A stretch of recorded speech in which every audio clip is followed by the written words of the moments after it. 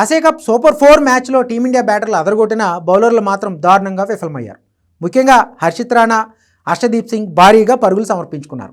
ఒకానొక దశలో 2 ఓవర్లు మిగిలి ఉండగానే శ్రీలంక 203 పరుగుల టార్గెట్ను చేసేస్తుందేమో అని అందరూ అనుకున్నారు. ముఖ్యంగా హర్షిత్ రాణా బౌలింగ్ని శ్రీలంక బ్యాటర్లు చీల్చి చెండాడారు. అదృష్టం కొద్దీ భారత్ సూపర్ ఓవర్లో గెలిచిన టీమిండియా బౌలింగ్ దెబ్బకు కోచ్ గౌతమ్ గంభీర్ మాత్రం డగౌట్లో తల పట్టుకుని కూర్చున్నాడు. పాకిస్తాన్తో ఫైనల్ 4కు ముందు జరిగిన మ్యాచ్లో టీమిండియా బౌలింగ్ వైఫల్యం ఇప్పుడు అందరినీ కలవరపెడుతోంది. పాక్ పేసర్లు ఫుల్ ఫామ్లోకి వచ్చేస్తే భారత బౌలర్లు మాత్రం భారీగా పరుగులు సమర్పించుకుని విఫలమవుతున్నారు. బ్యాటింగ్ విభాగంలో మిడిల్ ఆర్డర్ కూడా పటిష్టంగా తయారవగా బౌలర్లు మాత్రం తేలిపోవడం ఆసియా కప్ ఫైనల్కు ముందు టీమిండియాకు డేంజర్ బెల్స్గా మారింది. శ్రీలంకతో జరిగిన సూపర్ 4 మ్యాచ్లో బూమ్రా, శివన్ దూబేకి రెస్ట్ ఇచ్చిన టీమిండియా అర్షదీప్ సింగ్, హర్షిత్ రాణాను జట్టులోకి తీసుకుంది. ఈ ఇద్దరు బౌలర్లు పవర్ ప్లేలోనే భారీగా పరుగులు ఇచ్చేసుకున్నారు.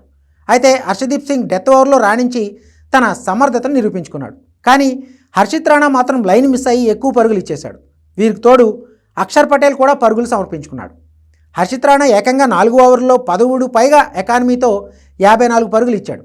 అయితే ఆఖరి ఓవర్లో నిశాంక వికెట్ తీసి జట్టును కాపాడాడు.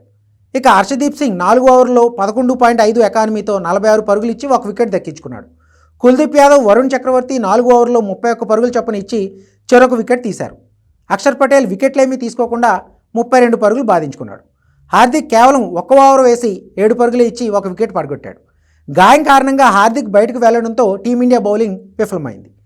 బూమ్రా, హార్దిక్ పాండ్యా పవర్ ప్లేలో బౌలింగ్ వేయలేకపోతే టీమిండియా పరిస్థితి ఎంత దారుణంగా ఉంటుందో శ్రీలంక మ్యాచ్ నిరూపించింది.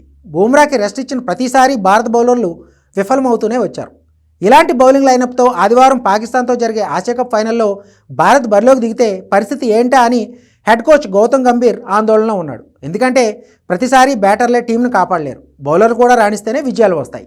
బౌలింగ్ వైఫల్యం అధిగమించుకుంటే మాత్రం పాక్ జట్టు టైటిల్ ఎగరేసుకుపోతుందంటూ కొందరు అంచనా వేస్తున్నారు.